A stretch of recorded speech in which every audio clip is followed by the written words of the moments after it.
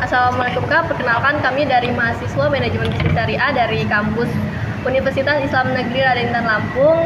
Perkenalkan sebelumnya saya Rahmadianti Syafitri dan ini kedua rekan saya yang bernama Rehan Aji dan juga Deta Zahra Tania. Jadi di sini kami ingin mewawancari Kakak perihal optimalisasi pengendalian kualitas guna menjamin kontinuitas dalam pengadaan kopi dalam perspektif ekonomi Islam di Coffee and Chill nih. Sebelumnya kalau boleh tahu dengan kakak siapa? Oke, perkenalkan nama saya Faris Amir Islami, selaku owner dari Coffee and Chill. Oke, kita langsung aja akan mulai wawancaranya. Untuk pertanyaan pertama, apakah Coffee and Chill ini sudah melakukan proses pengendalian kualitas? Oke, kalau masalah proses pengendalian kualitas dari awal sampai dengan sekarang itu mengalami perubahan, di mana di awal itu kita tidak seketat pengendalian kualitas seperti sekarang, seperti pembelian bahan-bahan dan quality control, terus untuk menjaganya itu semakin dari awal dari sampai sekarang itu berbeda. Sekarang tuh semakin ketat dan semakin terjaga kualitasnya, dan mudah-mudahan sampai kedepannya itu tetap dijaga kualitasnya. Oke Kak, untuk pertanyaan kedua, apakah pentingnya pengendalian kualitas guna menjamin kontinuitas produksi kopi di Coffee and Chill? Itu sangat penting sih, dimana ketika customer suka dengan produk Kopcil, dia kan bakal balik lagi dan meminta kualitas dan rasa produk yang sama, dan itu bakal menjaga untuk masalah customer balik lagi atau enggak, seperti itu.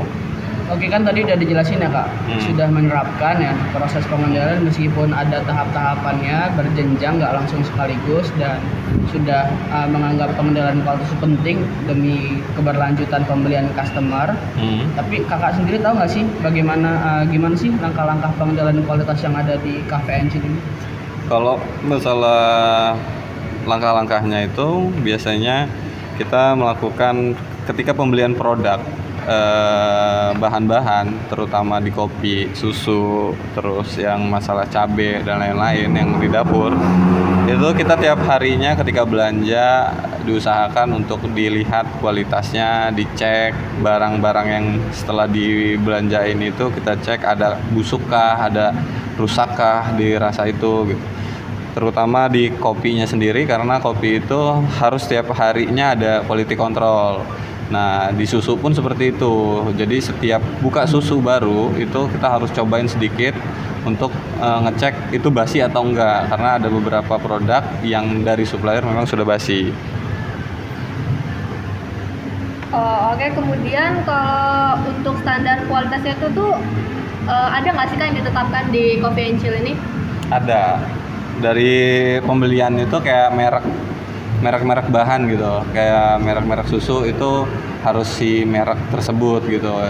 Contohnya kayak susu untuk fresh milknya itu harus Greenfield gitu. Ketika nggak ada, kita mau nggak mau tetap nyari Greenfield yang ada di supermarket. Terus masalah kopi itu kita harus sama, masalah grade dan kualitasnya tetap harus kita jaga.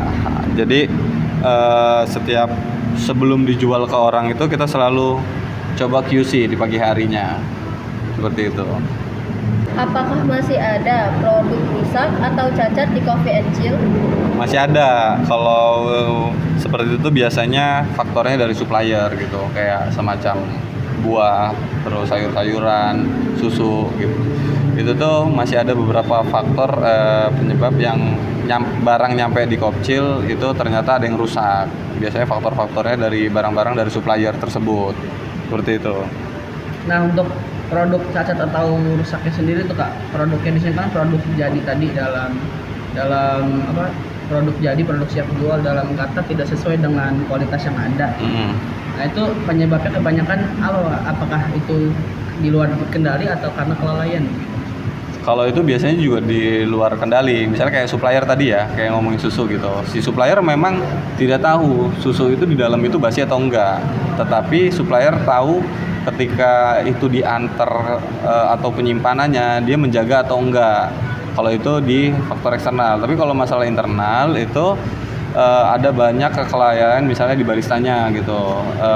Contohnya ketika kita beli susu 1 dus, dia ngerasa kotak yang pertama misalnya itu nggak basi, dia menganggap kotak kedua dan ketiga itu nggak basi juga. Tetapi ketika dia lupa untuk mengeceknya di kotak susu yang kedua dan ketiga ternyata ada yang basi, biasanya itu faktor-faktor yang terjadi untuk di baristanya. Oke, selanjutnya apa aja sih Kak keunggulan dari produk Coffee and Chill ini? Untuk keunggulannya sendiri, kalau di sini Kopcil banyak berfokus di kopinya gitu, seperti americano, latte, terus kopi susunya gitu. Kita mengunggulkan produk di produk itu gitu. Kalau buat di makanannya mungkin hampir sama, tapi di sini paling best seller untuk ayam cabai hijaunya, seperti itu. Untuk pertanyaan selanjutnya Kak, apa sih Kak hambatan yang dialami dari Coffee and Chill ini?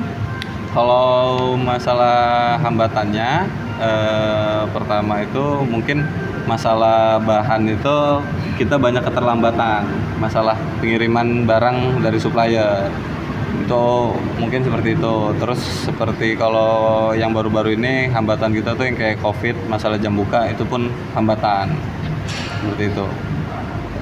Nah, kita tadi udah ngebahas ya Kak, dari langkah-langkah pengendalian risiko secara umum ya kan, secara pengendalian. Apakah ada hal-hal yang Kakak soroti sendiri terkait dengan perspektif Islam yang menjadi faktor yang mengerucut terkait perspektif Islam dalam langkah-langkah pengendalian kualitas? Kalau tentang itu mungkin kita terbuka masalah komposisi bahan gitu, kayak halal haramnya komposisi bahan gitu.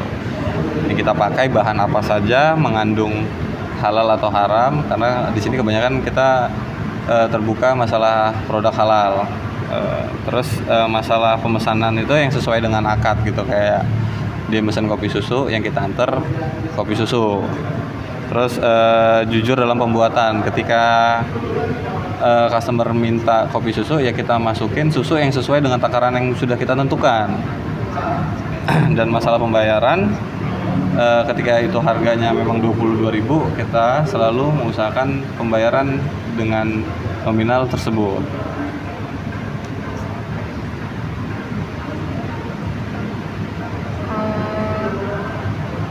Oke, selanjutnya untuk dalam prosesnya itu apakah Coffee and Chill menggunakan prinsip ekonomi Islam Kak? Memakai sesuai, karena customer tahu apa yang kita jual dan kita ngasih tahu apa aja sih rasa dan kualitasnya seperti apa gitu. Kalau kita katakan misalnya kayak kopi susu gitu, yang ada di kopi susu ini rasa kopinya tidak terlalu strong gitu. Jadi kita selalu mengatakan jujur, menurut kita ini kopinya memang tidak strong gitu. Berarti prinsip kejujuran begitu. Ya, prinsip kejujuran itunya kita selalu amanah dalam itu. Untuk selanjutnya Kak, pertanyaan terakhir, apakah pengendalian kualitas secara ekonomi Islam dapat menambah nilai kepercayaan konsumen sehingga mendorong kelanjutan produksi atau kelangsungan usaha dari Coffee and Chill? Setuju, karena kita sangat menjaga kepercayaan konsumen dan hal tersebut dapat mendorong kelanjutan usaha Coffee and Chill sendiri, seperti itu.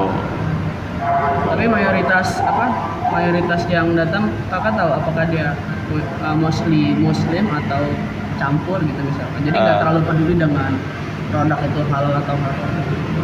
Kalau di sini kebanyakan itu Islam sebenarnya, Muslim gitu. Tetapi ada beberapa yang non Islam juga. Tapi nggak terlalu dipermasalahkan ya. Tidak terlalu dipermasalahkan masalah ininya, kelanjutannya. Oke, Oke Kak, sekian wawancara dari kami. Terima kasih waktunya, Sebelumnya kami ucapkan terima kasih ya Kak. Sama-sama. Kami tutup. Wassalamualaikum warahmatullahi wabarakatuh. Waalaikumsalam warahmatullahi wabarakatuh.